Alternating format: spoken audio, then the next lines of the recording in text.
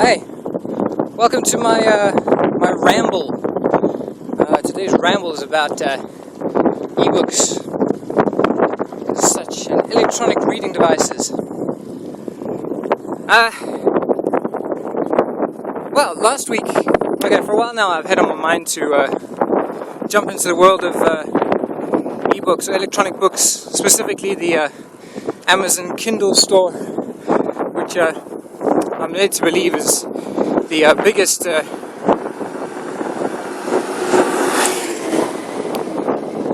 other people I share the road with.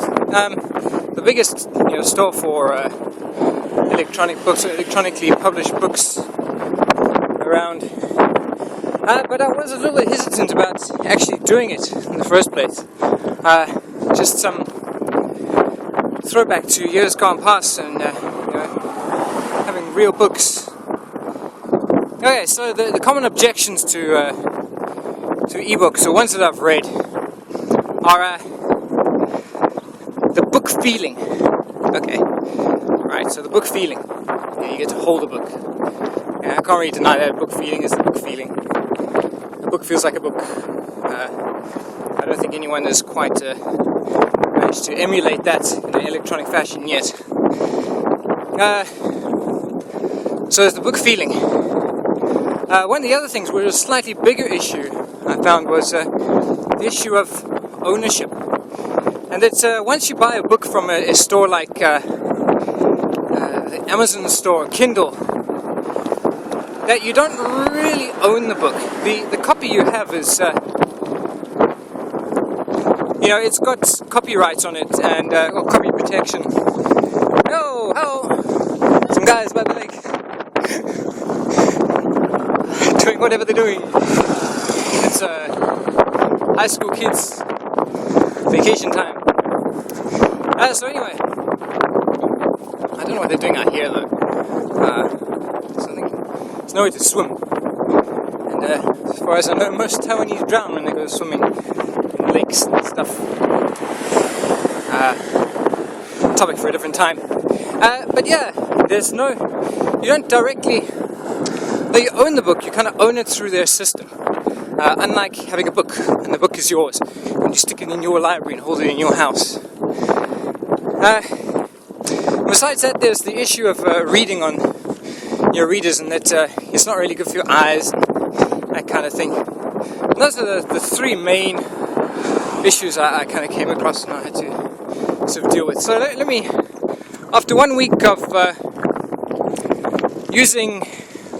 Okay, so last week I downloaded the Kindle app and first got a free book, Alice in Wonderland, started reading through that. It's a kid's book, but it's free, just to get a feel for what the reader is actually like. One of the things I noticed was that the ease of having the book on my phone, and the phone is always with me. Okay, my phone is with me probably 24 hours a day. If it's charging, it's in the same room I'm in, and I tend to charge it when I'm in one place for a long time. So either I'm asleep or school in the morning, where I need to play music through it, and it just sits there charging while I have my class. And it generally takes about that long to recharge. So it's with me all the time. So any free moment, I can just whip out my phone and start reading the book. And I found I covered a lot of the book in just small moments, small moments of free time. Here's some flags. I think these flags are for the temple that's here. I'm not sure. It says temple name at the top and then some other stuff there. Just by the by, we'll stop here. Just take these gate things here are really typical of many small towns and places in Taiwan. So this gate marks the entrance of like a small town. I think it's a traditional thing. Then with the camera. What are they up to? And there's a little temple for this town. This town probably only stretches about up to here, and probably as far as that yellow factory over there. It's a very small town, but every town has a temple. The orange roof there is it. So there we go. There's some signs here for the temple. I'm not sure why. Here's one of these very typical. This is supposed to, I think, increase safety at intersections. You just put 2 mirrors instead of making people actually drive properly and look before they hurtle on into a blind intersection. Anyway, so I found myself covering a lot of reading in just sort of odd moments. 5 minutes here or 5 minutes there, maybe 20 minutes here. And I never carry books with me. That's the convenience factor is just superb. I don't carry anything with me most of the time. My items on my body at any time.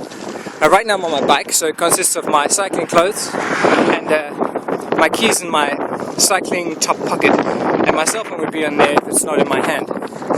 So, and the rest of the time when I'm wearing normal clothes, it's always on me. The cell phone is always on me. So I found I covered a lot of reading in very little time. Here's a farm vehicle. These cool local farm vehicles. They're really just funky machines, those.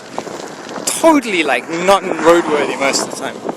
Yeah, they're a hazard. They don't have lights and all sorts of other things, but that's how it goes around here. Easy going. So I covered a lot in a lot of my free time, simply because of the convenience and always having it with me. And I would never carry a book on me all the time unless I had a bag. I don't want to carry a bag because it's incredibly hot to carry a bag. It just makes one more thing to sort of weigh me down. Generally I would actually just have my cell phone, my wallet, and my keys in my pockets. I would happily do away with keys in the wallet if I could. That's another mission for the future. But no, actually reading on it has actually proven to be quite okay. The Kindle reader itself is very simple. It just has I use the sort of sepia setting. It's a kind of that fake old photo brown. So the text is sort of really that dark brown, and the background is a lighter version, and it works pretty well. I found black and white to be a bit too harsh, so I think a lot of people do.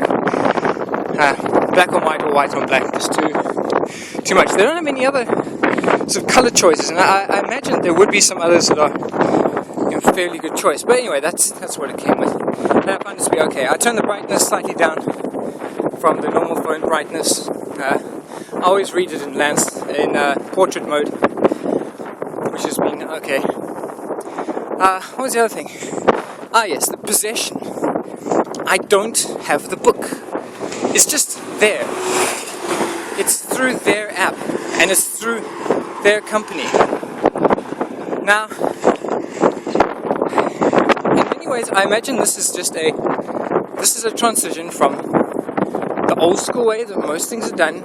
You've got to have the thing, and it's just a feeling. But you know what? All I really want to do is read the book. I don't want to find a place in my house where I have to store something. This is exactly what happened with my CDs. Now, I haven't bought CDs for a really long time, but I've kept a lot stored. And I eventually they were all on MP3, all saved on my computer, with copies, in Google Drive. And it's just absolutely no reason for me to keep any hard copies of them around. Except for some, the MP3s I do keep hard copies on computer, just for ease of copying them onto USB sticks for use on CD players and the like. But I copied everything I needed, double checked, took all the pictures off that I wanted to keep, and then chucked all my CDs. When I say chucked, they've gone into my real life equivalent of the Windows recycle bin. They're in a place where if they're there for long enough, I'm eventually going to throw them away. But they're not used regularly.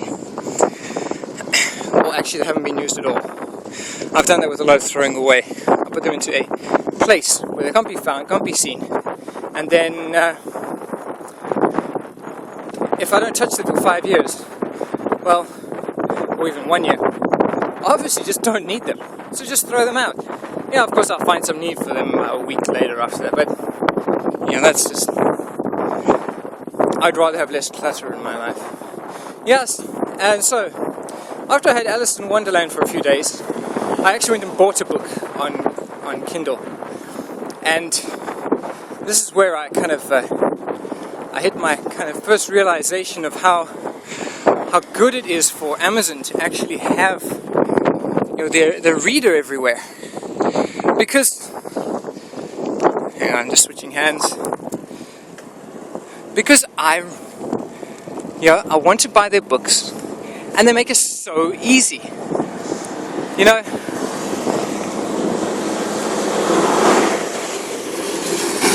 yay! I love cement trucks.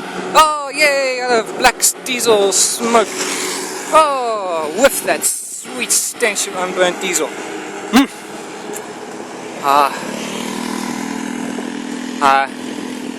Let me reiterate that the whiff of unburnt diesel on a bike ride is still okay compared to not doing any riding at all and sitting at home on my ass waiting for it to get fat. Okay, this is much healthier. Don't attack me, bird. Anyway, yeah. The trade-offs of riding out here. Yes. Oh yes, so possession. So I really actually, and I was already I read a lot of blogs through an RSS reader, and I read a lot of stuff comes through email.